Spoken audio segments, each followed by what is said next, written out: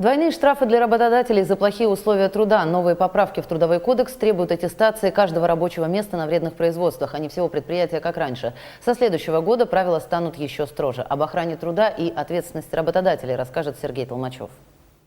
Так, ну я хочу сейчас поставить, например, перемешивать, у нас здесь формальдегид будет выделяться.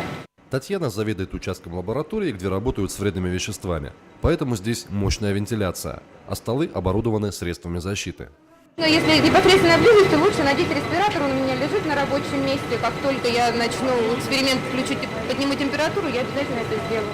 Еще полгода назад достаточно было одной аттестации на всю лабораторию в целом. Теперь каждое рабочее место на вредном производстве проходит отдельную оценку условий труда. Заведующий говорит, претензий не возникло, пришлось только сделать освещение поярче. Сама аттестация проблем не доставила. С точки зрения финансовых затрат и затрат времени, на самом деле это было несложно. Оценку проводят независимые эксперты. Аттестацию нужно проходить каждые 5 лет. Если этого не сделать, придется платить штрафы до 80 тысяч рублей. Наказывать рублем начнут уже с января. Кроме того, в кодексе есть еще один рычаг воздействия. Если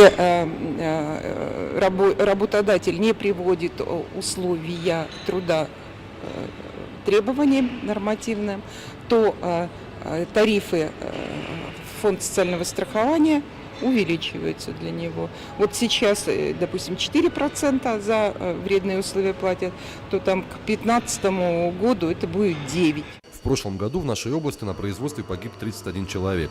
Тяжелые травмы получили 117. Это еще самые лучшие показатели по стране. По закону у каждого человека есть право потребовать улучшения условий труда или отказаться работать. Но страх увольнения обычно сильнее заботы о здоровье. Сегодня в условиях, которые не соответствуют санитарным нормам, трудится 28% рабочих. И большинство из них предпочитают денежную компенсацию. Но новый закон обязывает соблюдать эти нормы уже самого работодателя. Сергей Толмачев, Александр Егоров. Новости ОТС.